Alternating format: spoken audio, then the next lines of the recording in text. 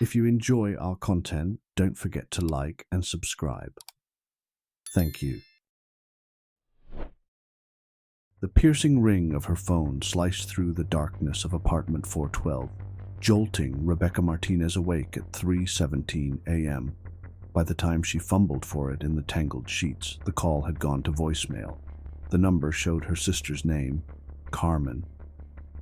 Rebecca almost ignored it. Carmen had been struggling with addiction again, and late-night calls usually meant another crisis, another plea for money or help that Rebecca was too exhausted to handle. But something made her play the message. What she heard made her blood freeze. Carmen's voice came through garbled and desperate, as if she was covering the phone or speaking through something. "Becca, he's here. I was wrong about..." The sound of muffled screaming filled the small speaker, followed by Carmen's voice, clearer now, but terrified. "Marcus, no, please." Then silence. Rebecca called Carmen back immediately, straight to voicemail. She tried again and again. At 7:43 a.m., Detective James Patterson knocked on Rebecca's door with news that would shatter her world. Carmen Martinez had been found dead in her apartment, apparently from a drug overdose. The preliminary investigation suggested suicide. "I need you to hear something," Rebecca told the detective, her hands shaking as she played the voicemail. Detective Patterson was a weathered man in his 50s who'd seen enough to know when something didn't add up. He listened to the recording 3 times, his expression growing more troubled with each playback. "Who's Marcus?" he asked. "I don't know. Carmen never mentioned anyone by that name." Rebecca wiped tears from her eyes. "Detective, my sister was getting clean. She'd been sober for 3 months, had a new job, was finally getting her life together." "Ms. Martinez, I understand this is difficult, but addiction..." "Listen to that voicemail again. Does that sound like someone who took drugs voluntarily?" Patterson had to admit it didn't.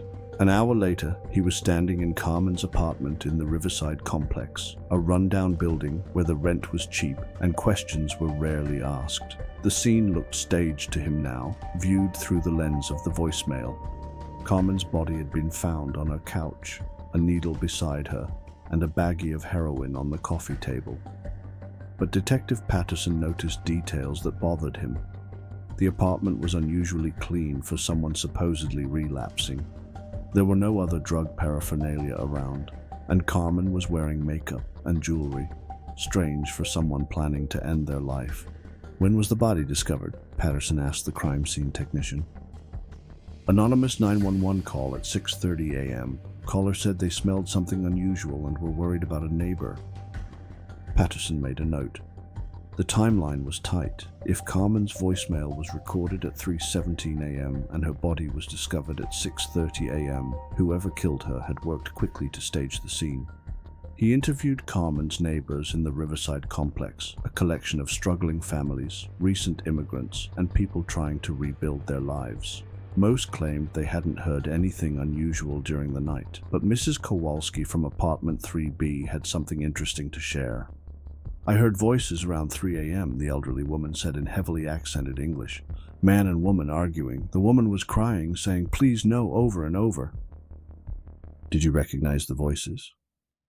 "The woman, yes, Carmen from upstairs. Sweet girl, always helped me with groceries. The man I never heard before." "Can you describe his voice?"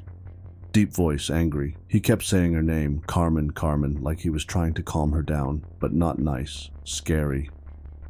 Patterson canvassed more apartments and found another witness. Miguel Santos in 2A, who worked night shifts and was usually awake during the early morning hours. "I saw a man leaving the building around 4 a.m., Miguel said. Average height, dark jacket, baseball cap pulled low. He was carrying a gym bag and walking fast like he was in a hurry." "Did you see his face?" "No, but I thought it was strange. Most people who live here don't have gym memberships, you know, and he didn't look like he belonged." Patterson was building a picture of Carmen's final hours. Someone had come to her apartment around 3 a.m. There had been an argument that Mrs. Kowalski heard. Carmen had managed to call her sister during the confrontation, and a man with a gym bag had left around 4 a.m. But who was Marcus?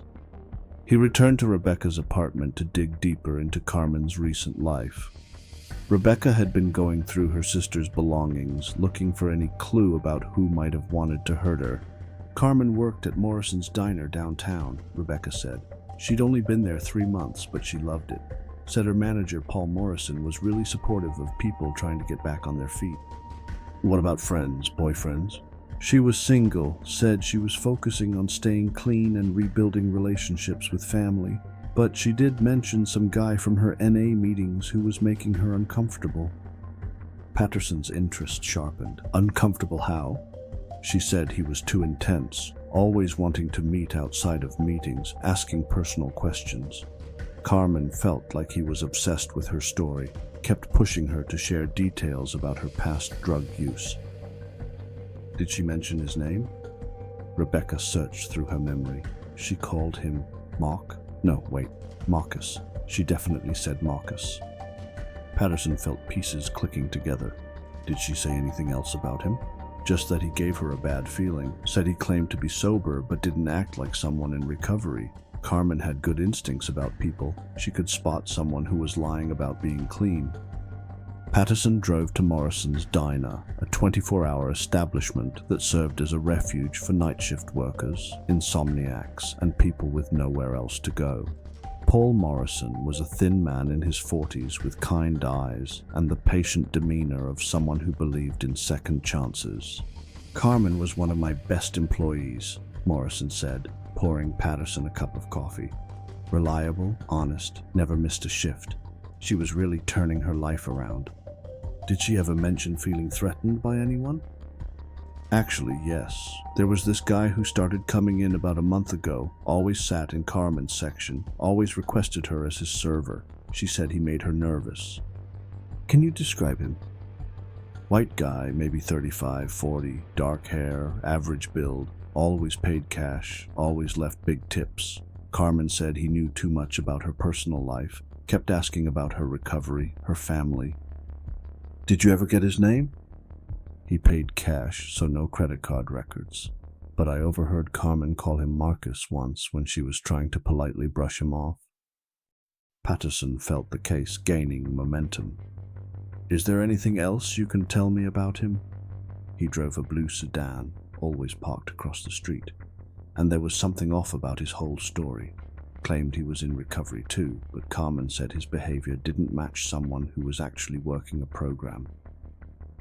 Patterson ran the name Marcus through databases connected to local NA meetings, but hit dead ends. Most recovery programs maintained strict anonymity policies. He decided to try a different approach and asked Rebecca to come with him to the diner that evening. I want you to look around to see if you recognize anyone Carmen might have mentioned, he told her. They sat in a corner booth and Patterson watched Rebecca scan the faces of customers. After an hour, she grabbed his arm. That's him, she whispered, pointing to a man who'd just walked in. I've seen him before. Patterson looked at the man, average height, dark hair, wearing a baseball cap and dark jacket. He matched Miguel Santos's description of the person leaving the Riverside complex. Where have you seen him? Outside Carmen's building. I visited her last week, and when I was leaving, I saw him sitting in a blue car across the street. Carmen noticed him too and seemed upset. The man sat down in what had apparently been Carmen's usual section and ordered coffee.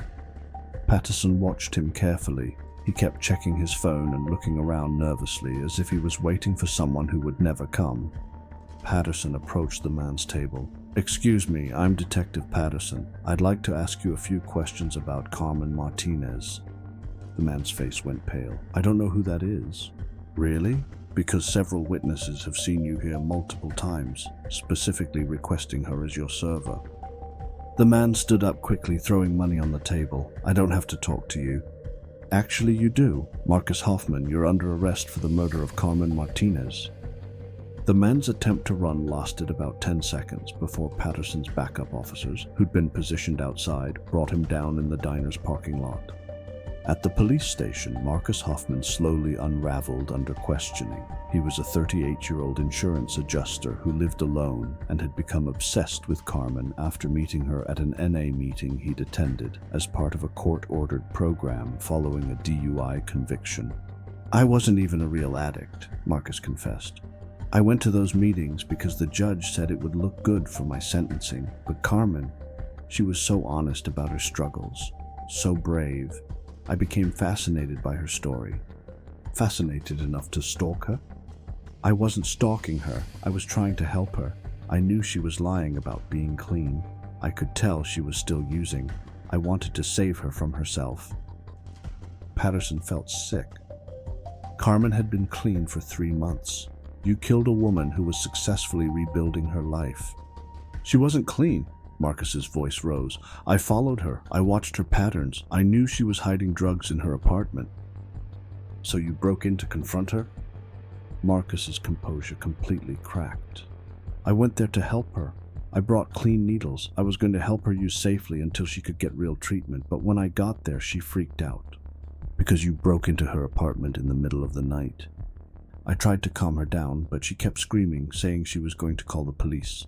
I couldn't let that happen. I'd already violated my probation by missing check-ins to follow her around. So you killed her. I just wanted her to be quiet. I held a pillow over her face until she stopped fighting, and then I realized what I'd done.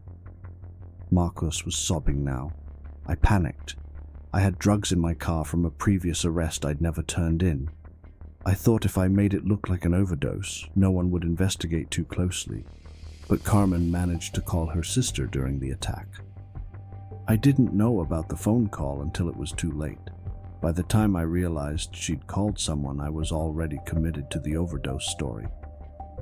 Patterson leaned back in his chair.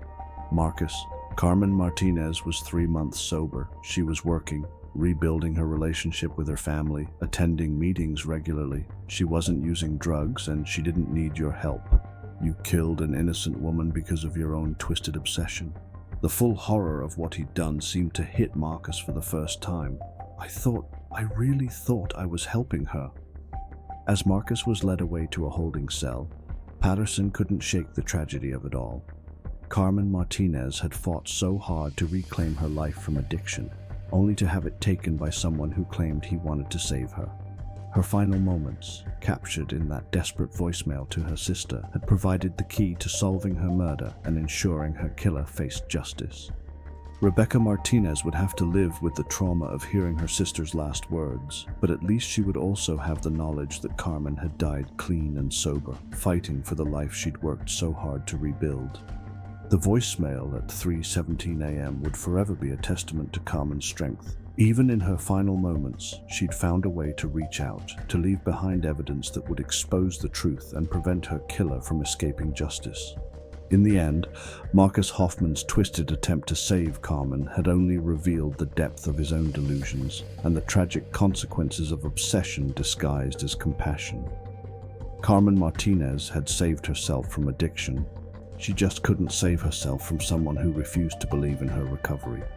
The city apartment complex where Carmen lived would remember her not as a victim, but as a young woman who'd fought her demons and won, only to fall prey to a different kind of monster entirely.